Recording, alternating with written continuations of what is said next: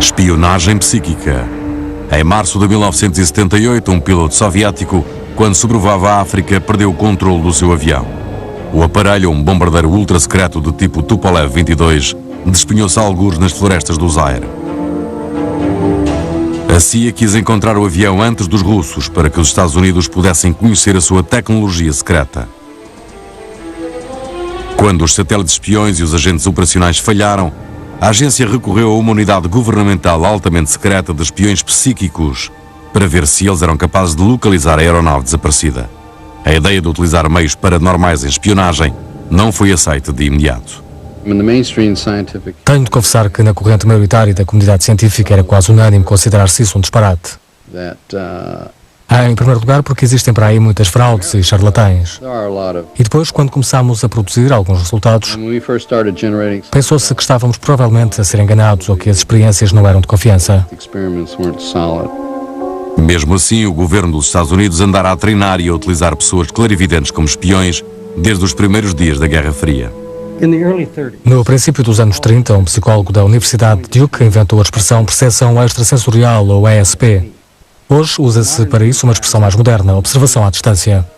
A observação à distância é a capacidade de visionar algo que está escondido dos 5 sentidos. O clarividente é capaz de ver o que se passa na sala ao lado ou até por todo o mundo. As observações mais exatas ocorrem quando as distrações estão reduzidas ao mínimo. Descobrimos que a melhor forma de obtermos uma observação à distância era ficarmos numa sala monocromática, sem qualquer objeto, pelo que lhe chamamos sala cinzenta. Era cinzenta, impermeabilizada acusticamente, com as luzes reguladas para uma determinada intensidade, mas não havia qualquer influência do ambiente que nos pudesse afetar. Com as distrações diminuídas, o observador à distância podia começar a receber impressões. A informação chegava sempre em elementos parciais muito repartidos. Podia incluir sons, sentimentos, sabores, cheiros. Geralmente, quando não conseguia entender grande coisa da informação, eu tentava esboçar partes dela e juntá-las de modo a formar algum tipo de imagem coerente.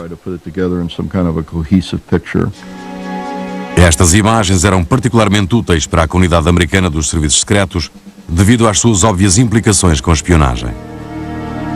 A CIA começou a interessar-se pelo que se afirmava conseguir com isso, porque, a ser verdade, podíamos ficar sentados numa sala e situar a nossa percepção em qualquer parte do planeta. E era óbvio que a CIA estaria muito interessada nisso. Em abril de 1953, Alan Dulles, o diretor da CIA do presidente Dwight Eisenhower, criou um programa secreto para desenvolver armas de guerra psicológica como o controle da mente e a hipnose. O interesse dos governos americanos pelos fenómenos psíquicos tem aparentemente início nos anos 50, num projeto que se chamava MK-Ultra. Nos primeiros anos do MK-Ultra, a espionagem psíquica foi principalmente de âmbito teórico. Mas em fevereiro de 1960, um estranho episódio internacional preparou o cenário para o uso generalizado de espiões psíquicos em ambos os lados da cortina de ferro. Esta revista científica francesa revelou os detalhes de uma experiência americana ultra secreta. O artigo afirmava que em julho de 1959, um clarividente situado em Friendship, Maryland, tinha enviado informações por via telepática para outro clarividente instalado no submarino nuclear americano USS Nautilus, que se encontrava a milhares de quilómetros de distância sob a calote gelada do Oceano Ártico. No seu quartel-general de Moscovo, a KGB agiu rapidamente. Assim que souberam das experiências do Nautilus, os soviéticos correram a expandir as suas próprias pesquisas sobre espionagem psíquica. Os soviéticos estavam verdadeiramente preocupados e receosos de que os americanos os ultrapassassem na área da investigação paranormal. Mas a KGB tinha um problema. O estudo do paranormal estava rigorosamente proibido pela doutrina comunista. Tiveram, portanto, de descobrir outras formas de rodear a política oficial. A KGB utilizaria qualquer meio que tivesse à disposição para convencer a chefia soviética de que se deveria continuar a investigar, ainda que isso implicasse mentir-lhe e enganá-la. De facto, a maioria dos historiadores está convencida de que as experiências do Nautilus nunca se realizaram e que talvez o próprio artigo possa ter sido uma burla intencional. Acredito agora que todo o incidente não passou de uma operação dos serviços secretos soviéticos brilhantemente congeminada para enganar o seu poder político, para que este lhes concedesse uma investigação sem preconceitos sobre os clarividentes, de forma a dispor no arsenal soviético dos conhecimentos obtidos através dessa pesquisa. Dera-se início à competição psíquica. Quando a CIA soube da expansão soviética na investigação psíquica, procurou naturalmente aumentar os fundos para a guerra psíquica da América. Bem, é óbvio que durante o esforço da Guerra Fria nos preocupámos com o fosso do míssil, entre aspas, e com outros fossos. E assim, quando o pessoal da CIA viu que havia na União Soviética um grande esforço de percepção extrasensorial, um esforço científico, começaram a preocupar-se com o fosso psíquico, entre aspas. No auge da Guerra Fria, no fim dos anos 60, ocorreu uma série de acontecimentos bizarros neste fosso psíquico entre os Estados Unidos e a URSS. 3 embaixadores americanos colocados em Moscovo ficaram gravemente doentes e tiveram de ser mandados de regresso à América, onde mais tarde morreram de cancro. Até alguns membros da delegação que acompanhou Richard Nixon à capital russa em 1972 adoeceram subitamente. Surgiram relatórios dos serviços secretos que referiam que os soviéticos tinham estado a utilizar armas psíquicas para fazerem mal aos americanos. Os peritos creem agora que esses incidentes não tinham natureza exclusivamente psíquica.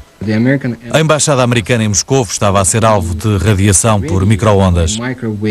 E por essa razão, alguns funcionários americanos desenvolveram doenças e males, e alguns morreram quando regressaram à sua terra.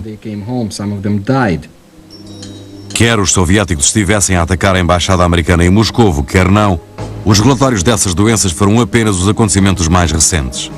Durante toda a década de 60, foram secretamente enviados para fora da União Soviética outras informações sobre o desenvolvimento da guerra psíquica. Essas histórias convenceram a CIA de que os russos estavam a alargar o fosso psíquico. A agência reagiu e, passado pouco tempo, incluía um especialista na matéria, californiano, na sua lista de pagamentos. Ele fazia investigação científica sobre o paranormal. A seguir, veremos como este cientista ajudou um espião clarividente a penetrar numa central nuclear soviética que ficava do outro lado do mundo e o fez sem sequer sair do seu laboratório. Em 1972, este subúrbio tranquilo, mesmo a sul de São Francisco, tornou-se o lugar de nascimento de uma das mais controversas operações secretas da CIA. Durante mais de 20 anos, foram recrutados civis e militares clarividentes de todo o país para se treinarem no SRI, Instituto de Investigação de Stanford, localizado em Palo Alto, na Califórnia. Era o centro mais importante dos Estados Unidos na investigação da espionagem psíquica. O SRI foi criado em 1946 e foi sempre tido como um predominante grupo de concepção de pensamento, suportado essencialmente pelos contratos militares. Mas em 1972 divergiu para áreas não convencionais quando um cientista de nome Harold Puthoff redigiu uma sugestão em que apontava para a investigação revolucionária sobre a física dos sistemas vivos. A proposta que eu redigira foi parar à secretária do importante clarividente de Nova Iorque chamado Ingo Swann. Ele viu-a e escreveu uma carta em que dizia: se está interessado na física dos sistemas vivos, então deveria estar a investigar clarividentes. Apesar do seu ceticismo, o Dr. Puthoff convidou Ingo Swann a ir ao SRI.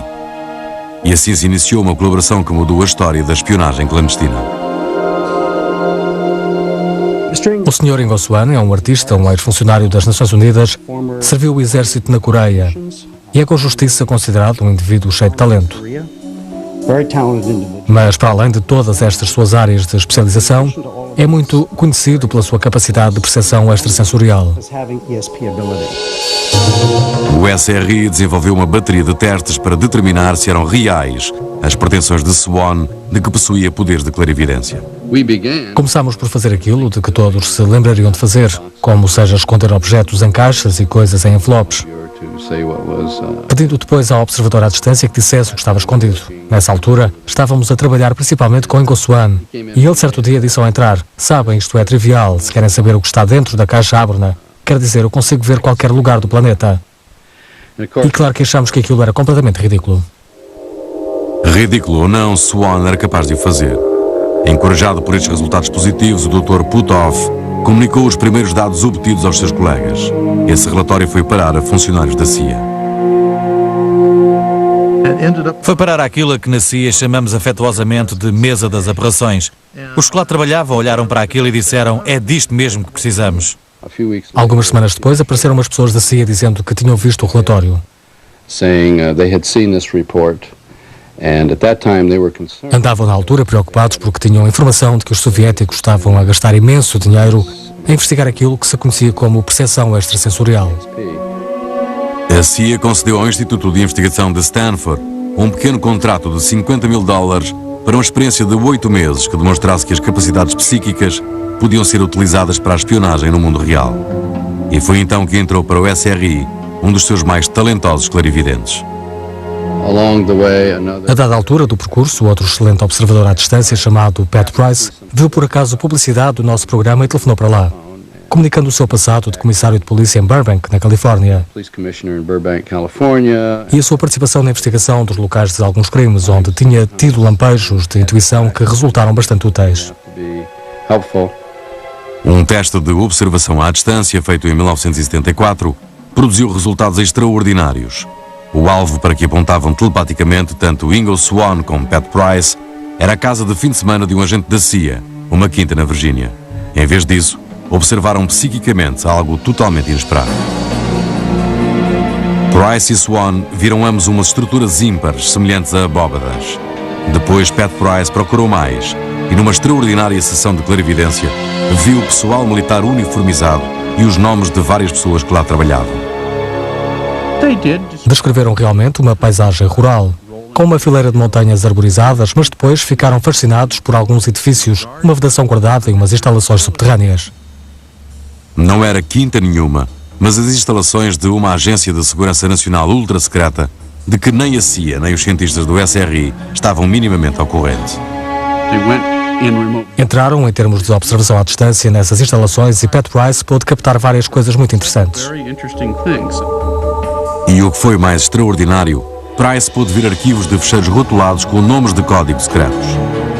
Essas palavras em código pertenciam todas ao jogo de bilhar americano. Bem, isso manteve-se como um mistério durante várias semanas, porque esperavam obter a descrição de uma quinta do sul da Virgínia. Como se supõe, quando a CIA investigou isto, descobriu que era verdade, que nessas instalações havia um ficheiro Q-Ball e que havia também um ficheiro Q-Stick, assim como havia um ficheiro 8-Ball e que se relacionavam todos com um projeto muito secreto. Os resultados eram tão precisos que a CIA ficou desconfiada de Price e de outros investigadores do SRI. Eles recusaram-se a acreditar que a percepção extrasensorial fosse tão rigorosa, por isso assumiram que houvera um tipo qualquer de fuga e sofremos, portanto, uma investigação a toda a regra. Ao não encontrar provas de traição, a agência decidiu que lhe interessava utilizar espiões psíquicos contra o principal inimigo da América na Guerra Fria, a União Soviética. Havia um problema estratégico muito importante com que a comunidade dos serviços secretos se debatia há anos, que estará a decorrer em Semipalatinsk, na União Soviética. Em 1949, estas instalações militares secretas foram o local onde se testou a primeira bomba atómica soviética. A partir de então, passou a ser alvo dos serviços secretos ocidentais. Seriam, na realidade, instalações secretas de investigação nuclear? Seriam um local de teste dos foguetes? Bem, foram encarregados de tratar deste problema muitos tipos de serviços secretos, dos quais um era o dos clarividentes. No verão de 1974, Price teve outra sessão excepcionalmente detalhada de observação à distância. Isolado numa sala especial do Instituto de Investigação de Stanford, foi capaz de alcançar telepaticamente o outro lado do mundo e desenhou muitas das características dessas instalações soviéticas. A CIA ficou impressionada quando os satélites espiões confirmaram a exatidão dos desenhos de Price. O SRI provara que a espionagem psíquica podia resultar. A informação reunida por essas duas observações à distância galvanizou a comunidade de espionagem, a ponto de compreender de repente que isto poderia ser realmente uma ferramenta útil. E com base nisso o programa começou a expandir-se. A CIA pediu a Price que observasse a Líbia a seguir. Este localizou psiquicamente centros de treino clandestinos para guerrilheiros. Também isto foi mais tarde confirmado por fotografias de reconhecimento. Os esforços de Price acabaram por ser considerados suficientemente relevantes para que ele fosse trabalhar diretamente para a CIA. O programa de espionagem psíquica sofreu um duro golpe quando, em 1975, Price morreu repentina e, segundo alguns, misteriosamente, aos 56 anos. Chegou a dizer-se que Price não estava verdadeiramente morto. Na altura houve grande preocupação sobre se teria mesmo sido um ataque cardíaco natural, ou se alguém lhe tinha conseguido ministrar algum tipo de droga, ou seja lá o que for, para o fazer morrer. É tudo um disparate. Eu assisti ao funeral dele, vi o corpo dele. Era um caixão aberto. Price fora o principal espião psíquico da CIA. A sua morte prematura enfraqueceu o esforço de espionagem psíquica da América. Nessa mesma altura, começava a ser revelado pela primeira vez ao público o tenebroso envolvimento da agência no Vietnã e no escândalo de Watergate. A CIA mexia aos cordelinhos de uma série de coisas diferentes, algumas das quais não eram provavelmente as melhores do mundo. E tudo isso começou a aparecer na imprensa. A agência foi pressionada a desistir do controle direto das operações de espionagem psíquica. Com o Congresso e a imprensa agora a investigar a CIA, o seu diretor William Colby não teve mais remédio que sanear a casa. Ordenou aos funcionários envolvidos em todos aqueles projetos bizarros que se desfizessem de tudo quanto fosse controverso, estranho ou sobrenatural. É evidente que a observação à distância se incluía nisso, não é verdade? Portanto, a CIA teve de abandonar tal projeto. A observação à distância patrocinada pelo governo não terminou contudo aqui. No fim de 1975, apropriou-se desse programa um ramo pouco conhecido, mas poderoso das Forças Armadas, chamado Agência de Inteligência da Defesa, ou DIA. Esta agência estabeleceu uma nova unidade de espionagem psíquica em Fort Meade, no Maryland. Durante os 20 anos seguintes, a DIA utilizou vários nomes de código ultra-secretos que incluíam Grill Frame, Sanskrit e Scanate. Mas agora é Stargate, o nome mais associado às aventuras de espionagem psíquica da América. A maioria das centenas de missões de espionagem Stargate continuam a ser secretas. Mas a seguir, o espião psíquico de maior talento que existe revela várias operações clandestinas, incluindo o seu papel especial na localização de um general da NATO que fora raptado. Fort Meade, Maryland, fica mesmo a norte de Washington. Era aqui, nesta base militar, nesta modesta vivenda, que a Agência de Inteligência de Defesa treinava em segredo os clarividentes a espiar para os Estados Unidos. Stargate trabalhava a tempo inteiro ao serviço de todas as agências governamentais que requisitavam os seus serviços psíquicos. Participou em todos os principais empreendimentos da América desde os anos antes da crise dos reféns do Irão, na década de 70, e até muito depois da Guerra do Golfo, dos anos 90. Os espiões clarividentes tiveram também um papel estratégico vital ao ajudarem a determinar o grau de vulnerabilidade da América face à espionagem psíquica de outras nações. Na comunidade dos serviços secretos do Exército, estávamos especificamente interessados na avaliação das ameaças. Conforme o tipo de informações que conseguíamos obter, assim poderíamos calcular que os soviéticos, como era possível que estivessem a fazer o mesmo, obteriam o mesmo tipo de informações. Foi estabelecido um perfil para a potencial capacidade de clarividência e foram recrutados homens e mulheres de todos os ramos das Forças Armadas. A imagem geral que se desenvolveu nesse programa foi de que a capacidade de observar à distância, como o dom natural que era, parecia distribuir-se mais ou menos do mesmo modo que o jeito para a música. Quando um recruta tinha êxito em tudo o que fazia, era um líder inato e tinha autoconfiança e inclinação para as artes. Era então um candidato provável. Um dos agentes dos serviços secretos que se apresentou ao programa para testar os seus dons de observação à distância foi Joe McNaughton, e veio a descobrir-se que era precisamente um observador à distância inato. Joe McNaughton era militar de carreira e veterano do Vietnã. Em maio de 1977, quando se encontrava colocado em Fort Meade, ofereceram-lhe a oportunidade de se tornar espião psíquico. Quando comecei a praticar a observação à distância, não fazia a mínima ideia do que iria acontecer. Mas passado algum tempo comecei a prestar muito mais atenção, essencialmente ao modo como eu processava o que se passava dentro da minha cabeça, em contraste com o que ocorria no exterior. Os funcionários do Stargate depressa descobriram quão rigorosas podiam ser as capacidades de clarividência de McNaughton. Num dos muitos testes, pediram-lhe que descobrisse um agente da CIA que fora enviado para um local desconhecido. Tanto quanto Joe sabia, essa pessoa estava escondida a algures na América do Norte continental e nada mais. Joe começou a desenhar o que via com os olhos da mente. Dúzias de moinhos de vento numa elevação. Resultou que o agente tinha ido para o laboratório de Lawrence Livermore, no norte da Califórnia. O seu caminho fê-lo atravessar um terreno vizinho com moinhos. E Joe foi capaz de atingir uma precisão que rondava aos 75%. 75% daquilo que o cliente pretendia de nós era o que o Joe dava. O rigor dos desenhos de McNaughton surpreendeu todos quantos estavam envolvidos no teste, incluindo o próprio Joe. De início, fiquei completamente estupefacto. De início, quando tentei realizar a observação à distância, achei que iria ser realmente interessante, poderia ser divertido. Depois conseguir descrever algo que nunca tinha visto, ir visitá-lo e descobrir que estava absolutamente correto. Isso tende, na verdade, a alterar a nossa realidade. Para testar ainda mais a fiabilidade dos serviços secretos psíquicos, McGonigal foi propositadamente induzido em erro. Mostraram-lhe uma fotografia aérea de um hangar de aviões. Esperava-se que um clarividente, ao olhar para essa fotografia, assumisse que havia aviões dentro dele e estivesse inclinado a desenhar esboços de aeronaves. O que na realidade desenhei foram desenhos detalhados e bem delineados de um tanque XM-1. O tanque XM-1 era uma nova arma ultra-secreta, aquisição recente para o arsenal americano. E era esse tanque e não um avião que estava dentro do hangar. Ele desenhou, portanto, esboços e ouviu-os. Eram lindos. Foi uma sessão de muito êxito. Ele descreveu toda aquela coisa e os diretores do projeto ficaram algo agastados por alguém ter conseguido tanta informação do projeto em que estavam a trabalhar. Confirmada agora a capacidade de observação à distância de McGonigal, ele era regularmente mandado chamar para missões de espionagem urgentíssimas. Uma dessas operações dizia respeito à crise dos reféns no Irão. Em novembro de 1979, foram raptados americanos da Embaixada Americana na capital, Teherão. O exército encarregou McGonigal de ajudar uma força de intervenção especial, cujo nome de código era Desert One, e que preparava um ataque de comandos para libertar os sequestrados. Na realidade, trabalhámos nessa situação dos reféns do Irão durante muitos meses.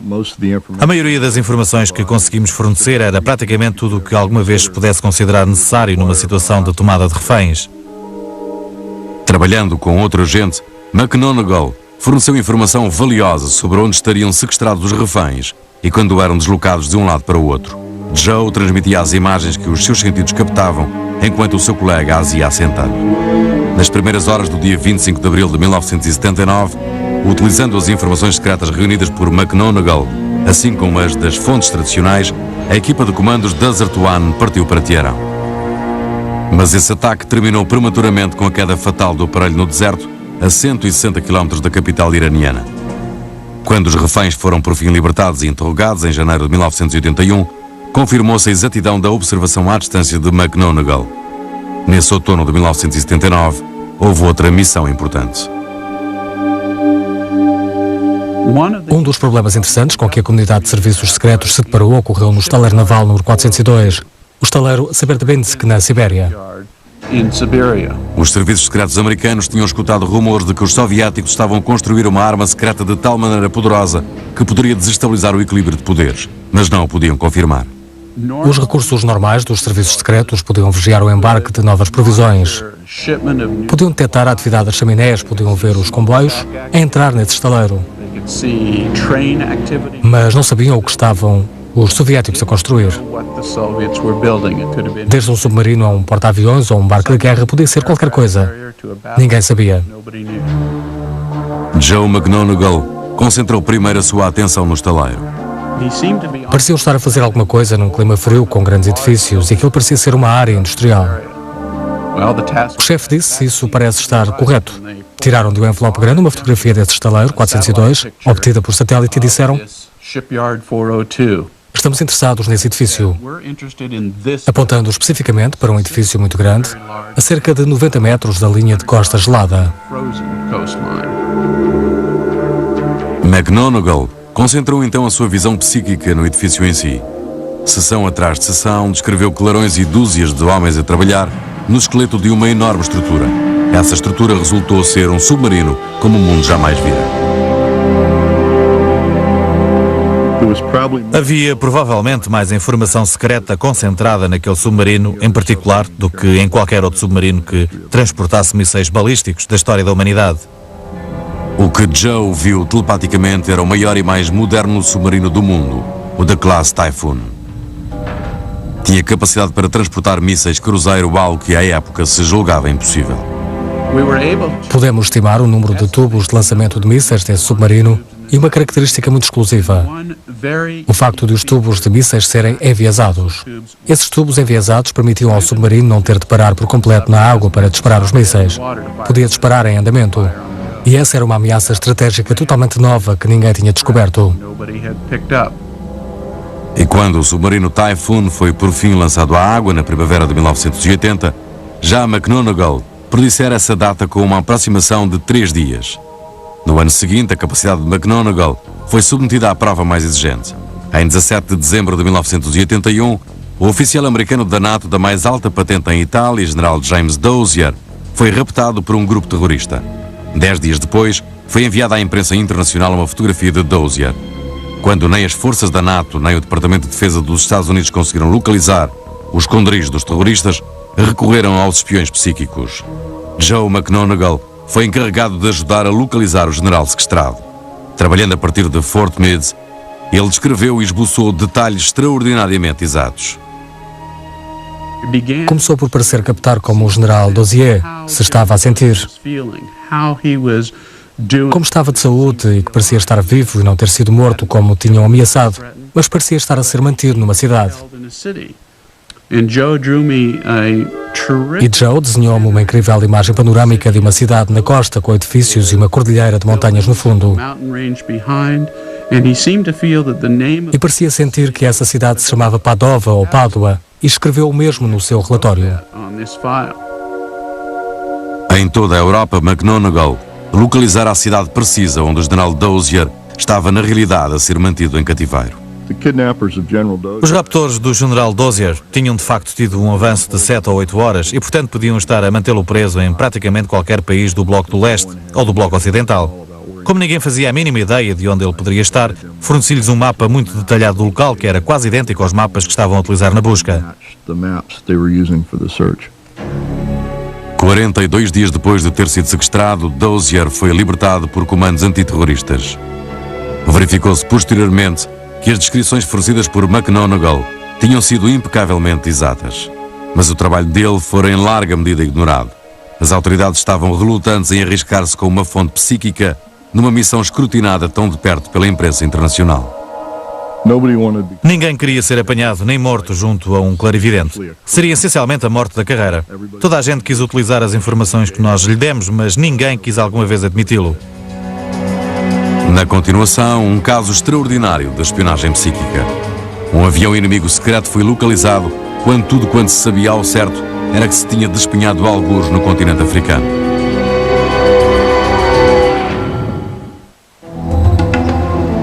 Ao longo de toda a história da espionagem psíquica da América, tornou-se cada vez mais claro que a observação à distância não era a única capacidade psíquica disponível para a espionagem. Pessoalmente, tenho preferência pela observação à distância, porque acho que a informação que fornece é muito mais estruturada e utilizável. Mas existem outras técnicas e métodos que têm igual valor. O segundo método mais utilizado talvez seja a rabdomância. A rabdomância é a antiga arte de procurar água através de uma vara. Quando utilizada por um clarividente, a vara era segura pelas duas extremidades e quando encontrava a água, punha-se a tremer e começava a apontar para o chão. Para fins de espionagem, os clarividentes usavam outro tipo de ferramenta de adivinhação para localizar alvos por todo o mundo. O clarividente segurava um fio por cima do mapa e visionava o objeto especificado. Uma vez localizado, a ferramenta de adivinhação torcia-se para as coordenadas do alvo. Esta técnica é a rabdomância em mapa. Durante o Vietnã, sabe-se que os Marines usaram a rabdomância para localizar os túneis norte-vietnamitas que estavam tão bem camuflados que não se conseguia encontrar de outra forma. Isso parece ter tido êxito. Foi talvez uma das primeiras tentativas de usar os fenómenos paranormais com fins militares. Uma das mais exigentes missões de rabdomância em mapas ocorreu logo no início da história deste programa. Em março de 1978, nos céus das florestas africanas do Zaire, um piloto russo perdeu o controle do seu bombardeiro ultra-secreto Tupolev 22. O piloto injetou-se e o aparelho despenhou-se. Quando os satélites espiões americanos e os agentes operacionais da CIA falharam na tentativa de encontrar o local onde caíra, foram mandados avançar os espiões psíquicos. Nesta missão trabalharam 2 psíquicos, cada um por si. Um no Instituto de Investigação de Stanford, na Califórnia, e o outro a 4.000 km de distância, na base da Força Aérea de Wright-Patterson, a noroeste de Dayton, no Ohio. Mostrou-se a ambos observadores à distância uma fotografia do tipo de avião que se supunha ter-se despenhado. Tudo quanto a CIA sabia era que o aparelho caíra algures em África. segundo depois se descobriu, uma conjugação de observação à distância e a rabdomância levou-nos até muito perto do sítio onde estava o alvo e mandámos para lá gente para procurar o avião. Os dois clarividentes fizeram desenhos detalhados de uma paisagem florestal. Com os esforços combinados de ambos, foram capazes de orientar os agentes operacionais empenhados na busca. Mandaram para lá uma equipa que no caminho encontrou indígenas que traziam às costas pedaços do avião. Seguiram na direção de onde vinham e encontraram efetivamente o aparelho. Ao descobrir o avião antes dos soviéticos, a CIA ficou na posse dos seus segredos tecnológicos, outra peça comida no jogo de xadrez que era a Guerra Fria. Embora esta operação tivesse ocorrido muito no princípio do programa Stargate, continuou a ser considerada ultra-secreta, ou seja, até que, quase 20 anos mais tarde, o ex-presidente Jimmy Carter a contou em dezembro de 1995. Esta queda de um avião no ar e a utilização da observação à distância para o localizar é uma das muitas experiências que partiríamos do princípio de que se conservariam para sempre secretas. Mas, segundo parece, Jimmy Carter, depois de deixar de ser presidente, mencionou que tinham andado à procura de um avião despenhado em África e que, com o resultado de uma observação à distância, tinham sido capazes de localizar com precisão onde caíra. Existem outras missões de espionagem psíquica que não receberam autorização oficial do governo para serem tornadas públicas, apesar de as pessoas nelas envolvidas terem revelado os seus papéis. Durante uma missão, um clarividente do exército usou a pré-cognição, capacidade paranormal que permite que alguém visione acontecimentos antes de eles acontecerem. A sessão mais sensacional e mais espetacular em que já participei talvez tenha sido a que tinha como alvo aquilo que acabou por ser o ataque dos iraquianos ao USS Stark, um torpedeiro americano que navegava tranquilamente pelo Golfo Pérsico. Em maio de 1987, o capitão Paul Smith trabalhava como observador à distância para a equipa de Stargate. Isolado numa sala especial em Fort Meade, Smith visionou acontecimentos que só ocorreriam 2 dias mais tarde. Comecei a descrever aquela estrutura metálica. Depois compreendi que essa estrutura se encontrava na água e compreendi que se deslocava. E começou a parecer-me um torpedeiro americano. De repente, percebi que também estava a captar um avião. Voava a uma distância considerável desta embarcação. E a certa altura, o avião deixou cair 2 objetos que eram compridos e estreitos. Tinham umas pequenas asas curtas e grossas e faziam um ruído ensurdecedor, semelhante ao gotejar. Pareciam estar a voar por ali sem direção, até que, não sei como, a embarcação e esse objeto se encontraram. E então encheu-se tudo de fumo e de fogo e de gente a gritar. Horas depois desta ocorrência, cumpriu-se a premonição do capitão Smith. Supostamente por ter confundido o USS Stark com uma embarcação hostil, um caça-jato iraquiano disparou contra ele 2 mísseis Exocet. Isto sucedeu 4 anos antes da Guerra do Golfo. Os iraquianos pediram publicamente desculpas aos Estados Unidos pelo seu trágico erro, mas morreram 37 americanos. Foi incrível como aquilo foi exato. Não relatei nada que não fosse verdade e não deixei de fora muito do que era verdade. É provável que nunca tenha tido uma sessão mais nítida, nem antes nem depois. Os clarividentes do Stargate, como Paul Smith, estiveram profundamente envolvidos em muitas das mais significativas missões de espionagem americanas durante uma década mais. Mas a América não foi o único país a gastar milhões na espionagem psíquica. Os soviéticos tiveram os seus próprios programas psíquicos integralmente desenvolvidos e levaram a cabo testes paranormais sobre o controle da mente. A CIA receou que essas experiências fossem uma ameaça potencial à segurança nacional da América. Na sua própria recolha de dados sobre o Bloco Soviético, descobriram que os investigadores da União Soviética, investigadores de alto nível, doutorados nos melhores institutos, estavam a fazer uma enorme quantidade de trabalho nessa famosa área psicológica. E o pessoal da CIA estava verdadeiramente preocupado com isso. As preocupações da agência não eram sem fundamento. A seguir, os segredos que deixaram de o ser em 1995 revelam que a KGB estava a criar agentes que pareciam mortos-vivos para serem utilizados como sabotadores e assassinos.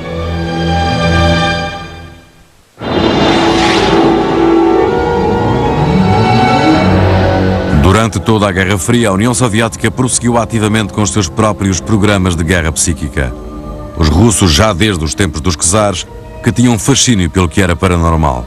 Depois da Revolução de 1917, fizeram experiências de percepção extrasensorial, controle da mente e pré-cognição. Tudo isso mudou quando José Stalin subiu ao poder em 1928. Enquanto Stalin esteve no poder, foram esmagadas as primeiras investigações do paranormal, especialmente telepatia e outras áreas. No fim dos anos 30 foi preso e executado um número de investigadores ativos. Mas havia no governo soviético alguns que acreditavam que a capacidade psíquica era uma arma demasiado poderosa para ser ignorada. De facto, era a agência de espionagem soviética, a KGB, que estava mais interessada na investigação paranormal. A KGB teve de levar a cabo uma investigação camuflada. Eles tiveram de estabelecer muitos laboratórios secretos ou semi-secretos por toda a União Soviética para poderem usar os clarividentes. O uso que a KGB fez de espiões psíquicos é ainda na sua maioria secreto.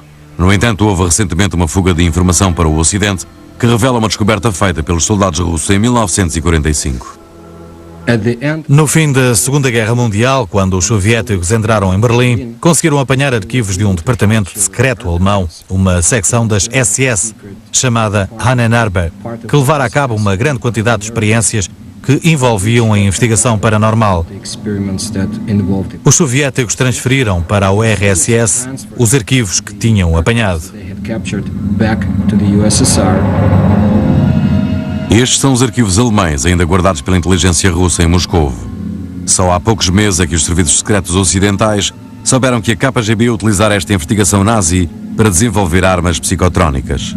Os soviéticos tinham aprendido a aplicar a sua força psíquica aos objetos físicos. Há muitos tipos de armas psicotrónicas. A mais famosa, aquela que é conhecida por gerador psicológico, trabalha segundo um princípio de energia eletromagnética. O uso das ondas eletromagnéticas envolveria, digamos, um operacional da KGB que instilaria pensamentos numa pessoa que queria que praticasse determinados atos, que efetuasse sabotagens, digamos, que roubasse documentos.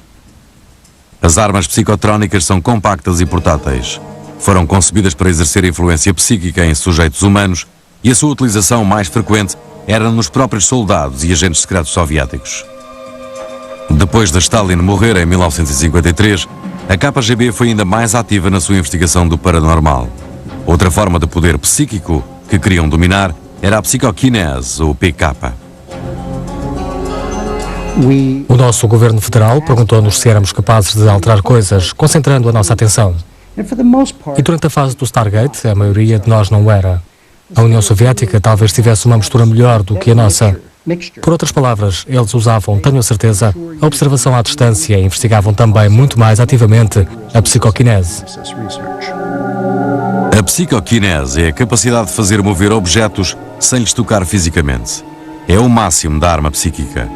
Se os objetos puderem ser controlados à distância, poder-se-á destruir máquinas, cortar a eletricidade e reprogramar ogivas nucleares. Em 1972, apareceu pela primeira vez nos Estados Unidos este filme soviético secreto. Revelava o extraordinário talento de uma famosa russa com grandes poderes psíquicos, Nina Kulagina.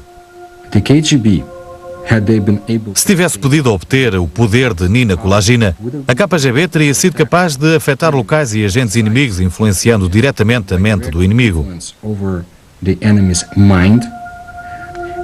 A KGB teria sido capaz de penetrar nos lugares mais importantes dos Estados Unidos, se calhar até na própria Casa Branca. A KGB teria sido capaz de prever o que estariam para fazer à União Soviética, os americanos, os britânicos ou outros inimigos. A quase 3.200 km de Moscou, no coração da Sibéria, foram construídas umas instalações secretas de investigação chamadas Cidade da Ciência. Na realidade, muita da investigação revolucionária da União Soviética teve lugar nessa cidade da Sibéria. Uma das experiências envolvia láparos a bordo de um submarino no mar. A mãe coelha estava confinada a um laboratório da Cidade da Ciência. A determinado momento, eram mortos um a um os coelhos que iam a bordo do submarino, enquanto se monitorizava o ritmo cardíaco e respiratório da mãe. Os cientistas soviéticos convenceram-se de que tinham de facto demonstrado que em certos mamíferos existe uma ligação psíquica entre pais e filhos. Neste filme raro, nunca antes visto fora da União Soviética, revela-se outras técnicas paranormais. Uma das experiências tentava mesmo alterar as funções vitais dos seres humanos. Se compararmos a forma como os soviéticos utilizaram o paranormal com a que nós usávamos na observação à distância, podemos dizer que eles tinham provavelmente um maior desrespeito pela utilização do homem. Nós, pelo contrário, éramos obrigados a cumprir regras e regulamentos. Como em meados da década de 90 houve fugas de partes de informações secretas soviéticas, os cientistas ocidentais ficaram a par de quanto a versão soviética de guerra psíquica diferia da dos Estados Unidos. No nosso trabalho, nunca investigamos se uma pessoa podia, por exemplo, influenciar à distância o pensamento ou a disposição de outra. Falámos com alguns clarividentes soviéticos que nos disseram que, por exemplo, quando um presidente americano fazia um discurso, eles concentravam-se tentando interferir no seu processo de pensar, ou seja lá o que for. Mas no nosso programa nunca fizemos nada como aquilo a que chamamos controlo de mente, entre aspas. Referindo-se aos ficheiros da KGB acabados de tornar públicos em 1995, o Moscow Times revelou notícias surpreendentes. Os soviéticos tinham estado a usar o controle da mente nos seus próprios espiões para os transformar em robôs semelhantes a mortos-vivos.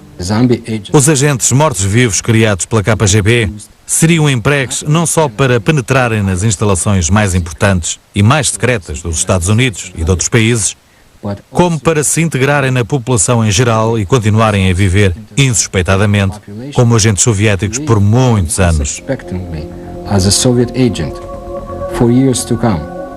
Esses agentes programados executariam qualquer ordem, até mesmo a de matar. Haveria de chegar um dia em que um sinal seria enviado por um operador da KGB para acordar o morto-vivo, a fim de que realize determinada tarefa.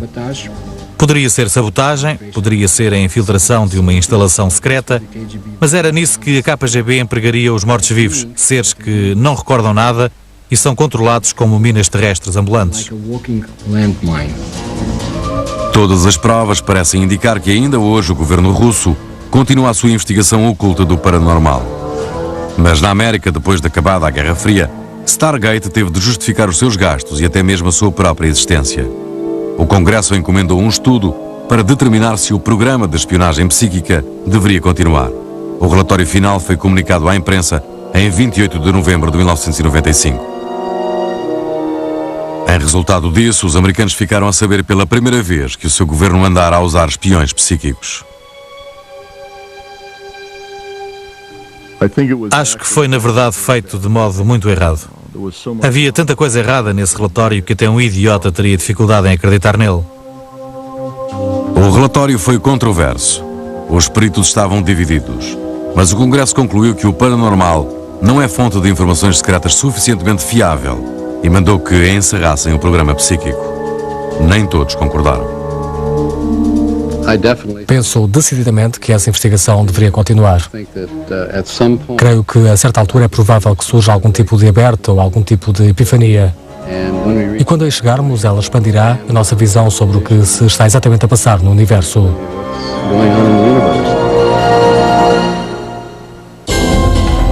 Tradução e locução. Ideias e letras.